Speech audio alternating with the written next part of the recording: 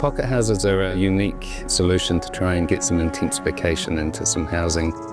An appropriate sized small house to be able to fit in small pockets of land, freestanding, based on the size of a double garage, because everyone knows what a double garage is, and then getting into 2 bedrooms and an office within that same sort of footprint as a double garage. People can see how that could fit on their own property. The downstairs is all open plan, the kitchen to one side, a living room and then a built-in seating area which doubles for someone staying over. The ceiling is painted black and the ply lining just gives it a really beautiful warmth. Upstairs there's 2 bedrooms and a bathroom and a little built-in study nook.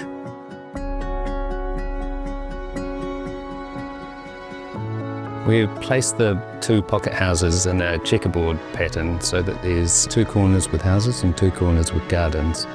And that allows them to meet on a corner but have a lot of private outdoor space as well.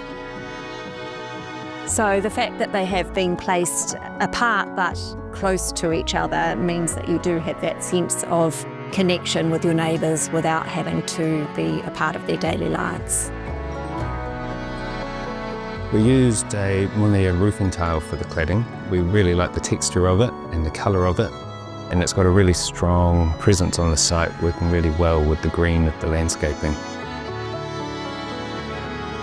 I think it's a really exciting opportunity for people to be able to build something that's architecturally designed but for their stage of life.